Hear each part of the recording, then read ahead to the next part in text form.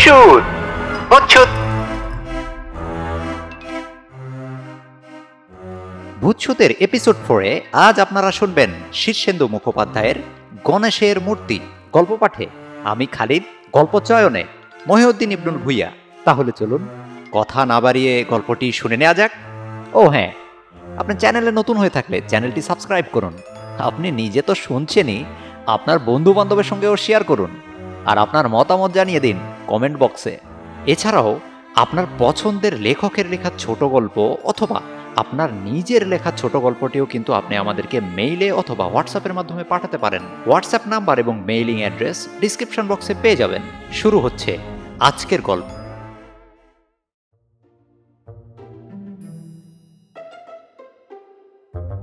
মহাদেববাবু মানুষটি বড় ভালো। দোষের মধ্যে তিনি গরিব, নুন আনতে পান্তা পুরাই, আর সেই জন্যে বাড়িতে তাকে যথেষ্ট গঞ্জনা সহ্য করতে হয়। তার স্ত্রী মনে করেন ভালো মানুষের জন্যই মহাদেববাবু কোনো উন্নতি করতে পারলেন না। একটা দোকানে সামান্য কর্মচারীর কাজ করেন তিনি।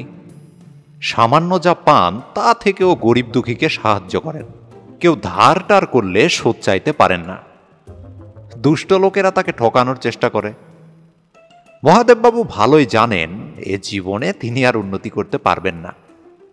তার সেই জন্য তেমন দুঃখও নেই। তবে ছেলেপুলেরা খাওয়া দাওয়ার কষ্ট পেলে তার খুব দুঃখ হয়। বেশি পয়সার লোভ তার নেই, তবে আর সামান্য কিছু বেশি টাকা যদি রোজগার করতে পারতেন তাহলেই হতো। একদিন কাজকর্ম সেরে রাত্রিবেলা মহাদেববাবু বাড়ি ফিরছেন। পথেই একটা মস্ত বটগাছ পড়ে। এই বটতলায় মাঝে মাঝে এক আধজন সাধু এসে কয়েকদিন ধুনি জ্বালিয়ে থানা গেড়ে বসে। ধর্মভীরু মহাদেববাবু সাধু সজ্জন দেখলেই সিকিটি আধুলিটা যাই হোক প্রণামী দিয়ে প্রণাম করে যায়। আজ দেখলেন বটতলায় বিরাট চেহারার এক প্রাচীন সাধু ধুনি জ্বালিয়ে বসে আছেন। তার বিশাল জটার দাড়ি গোঁফ। মহাদেববাবু চটি ছেড়ে ভক্তি ভরে একখানা সিকি প্রণামী দিয়ে প্রণাম করলেন। সাধু তার দিকে চেয়ে হঠাৎ বজ্র গম্ভীর গলায় বললেন, কি চাস তুই? মহাদেববাবু মাথা নেড়ে বললেন, কিছু না বাবা। সাধুরা হলেন সর্বত্যাগী, তাদের কাছে কিছু চাইতে মহাদেববাবুর লজ্জা করে। সাধু তার দিকে চেয়ে গম্ভীর গলায় বললেন, কিছুই চাস না?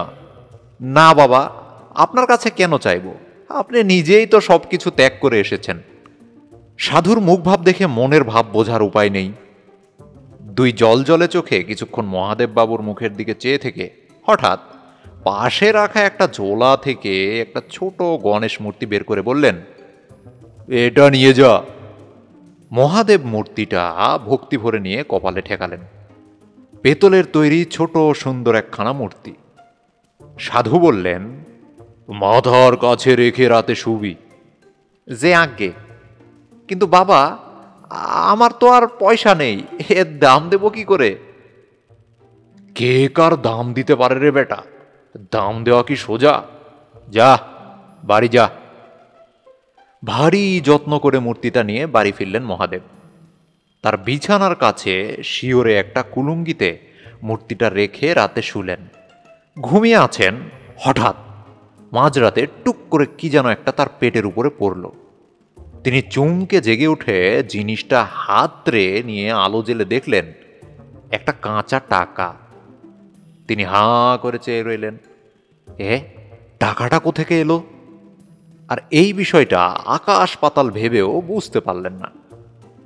পরদিন কাজে যাওয়ার সময় তিনি বটতলায় সাধুটিকে আর দেখতে পেলেন না। শুধু ধনির ছাই পড়ে আছে। সাধুজি চলে গেছেন। ইচ্ছে ছিল আজ একটা টাকা প্রণামী দিয়ে যাবেন, তার হলো না। সারা দিন হাড় ভাঙা খাটুনির পরে রাত্রিবেলা ফিরে খেয়ে দিয়ে ঘুমলেন মহাদেববাবু।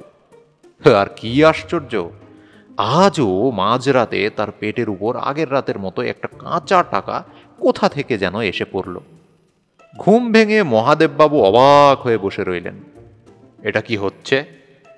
এ কি গণেশ ঠাকুরের মহিমা? তিনি গণেশ মূর্তিকে একটা প্রণাম করে বললেন, ঠাকুর, তোমার কত দয়া। তা রোজই এইভাবে একটা করে টাকা পেতে লাগলেন মহাদেববাবু। মাসান্তে তার 30টি টাকা অতিরিক্ত আয় হলো। তাতে সংসারেরও সামান্য উন্নতি হলো। মহাদেব বাবু 30 টাকা থেকে 5টি টাকা জমিয়ে ফেললেন। টানাটানির সংসারে এতকাল একটি পয়সাও সঞ্চয় হতো না। গণেশ বাবার পয়ে যে এ কাণ্ড ঘটছে তাতে তার আর কোনো সন্দেহ রইল না। সাধু বাবা তাকে কি আশ্চর্য জিনিসটাই না দিয়ে গেলেন। কৃতজ্ঞতায় রোজ তার চোখে জল আসে। বছর ঘুরল। ক্রমে ক্রমে মহাদেব বাবুর অভাবের সংসারে একটু করে লক্ষ্মীশ্রীও ফিরছে। অল্প অল্প করে টাকাও জমছে। মহাদেব বাবু তাতেই খুশি, তার বেশি লোভ নেই। মহাদেবের এই সামান্য বৈষয়িক উন্নতিও দু একজনের চোখে পড়ল। তাদের মধ্যে একজন হলেন উল্টো দিকের বাড়ির মদন চৌধুরী।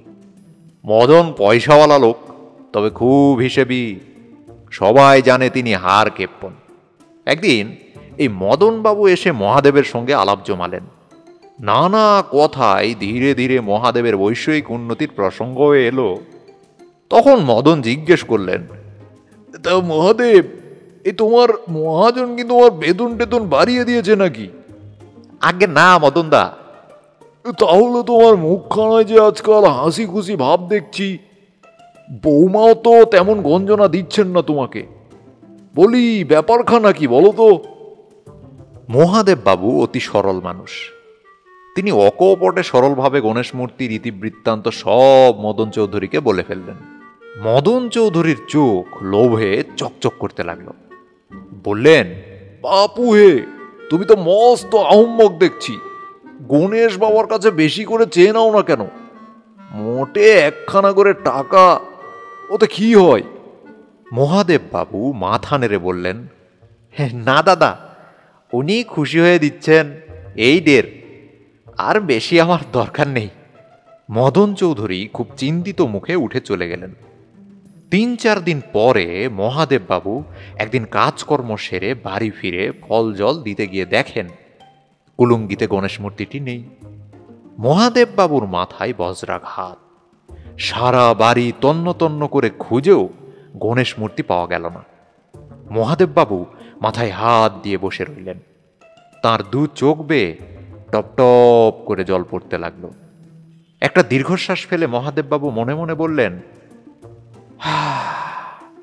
এত সুখ আমার কপালে সইল না। ওদিকে মদন চৌধুরীর আহ্লাদার ধরে না। মাথার কাছে তাকের উপর গণেশ মূর্তি নিয়ে শুয়ে প্রথম রাতেই তিনিও একখানা কাঁচা টাকা পেয়ে গেলেন। সকালবেলা তিনি গণেশ মূর্তিকে প্রণাম করে বললেন, মহাদেবটা আহম্মক বাবা, ও তোমার মহিমা কি বুঝবে? ও রোজ একটা করে বাতাসা ভোগ দিত। সেজন্যই তো দুপুরবেলা চুপি চুপি আমি তোমাকে চুরি করে এনেছি। ও বাড়িতে তোমার যত্ন হচ্ছিল না।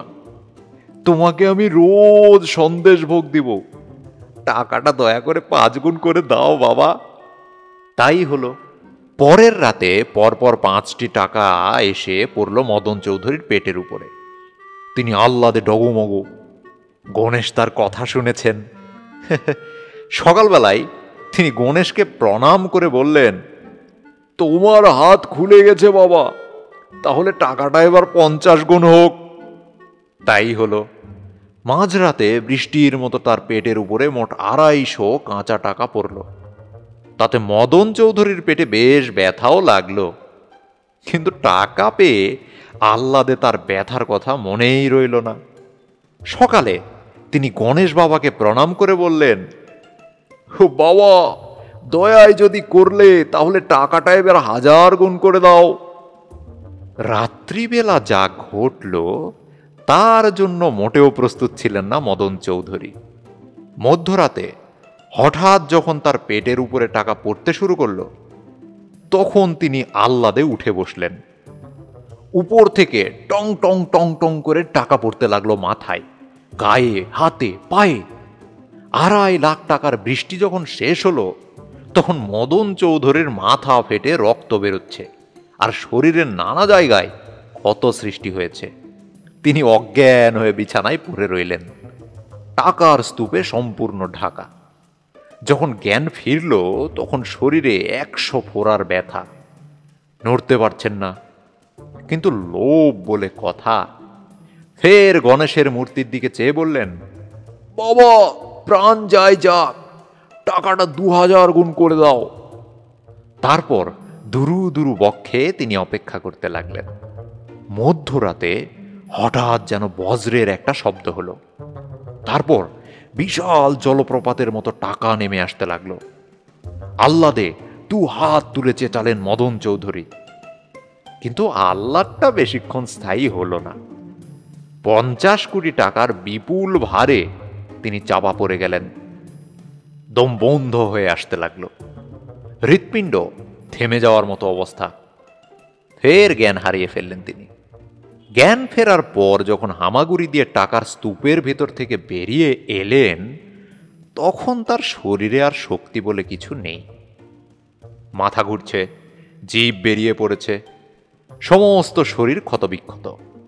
গণেশ বাবার মূর্তির দিকে চেয়ে তিনি হাপুস নয়নে কাঁদতে কাঁদতে বললেন, আর চাই না বাবা, আমার প্রাণটা রক্ষে করো। কিন্তু কে শোনে কার কথা? মাঝরাতে ফের টাকার প্রপাত নেমে আসতেই আতঙ্কিত মদন চৌধুরী বিছানা থেকে নেমে ছুটাছুটি করতে লাগলেন। কিন্তু কাঁচা টাকাগুলো তার মাথায় আর গায়ে এসে পড়তে লাগলো। ঘরখানা পুরোটা টাকায় ভরে গেল।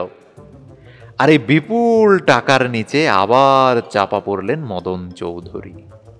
পরদিন সকালে কাজে বেরোনোর আগে মহাদেব 4টি মুড়ি খাচ্ছিলেন। কাঁপতে কাঁপতে কাঁদতে কাঁদতে মদন চৌধুরী এসে তার সামনে অপরাধীর মতো দাঁড়িয়ে বললেন, ভাই মহাদেব, আমাকে ক্ষমা করো। এই নাও তোমার গণেশ। আমি চুরি করেছিলাম লোভে পড়ে, তার শাস্তি ভালো মতোই পেয়েছি। গণেশ মূর্তি ফিরে পেয়ে মহাদেবেরও চোখে জল এলো। মদন চৌধুরী চোখের জল ফেলতে ফেলতে বললেন, বহু টাকা দিয়েছিলেন গণেশ বাবা, আজ সকালে কেঁদে কেটে বললাম, বাবা তোমার টাকা ফেরত নাও, ও আমার চাই না। এ ধর্মের টাকা, লুভি লোকের জন্য নয়। তাই দয়া করে গণেশ সব টাকা ফেরত নিয়েছেন। আমার ঘরে আর একটিও টাকা নেই ভাই, আমিও হাঁপ ছেড়ে বেঁচেছি। মহাদেব গণেশ মূর্তিকে আবার কুলুঙ্গিতে তুলে রাখলেন। গণেশ যেন হাসতে লাগলেন।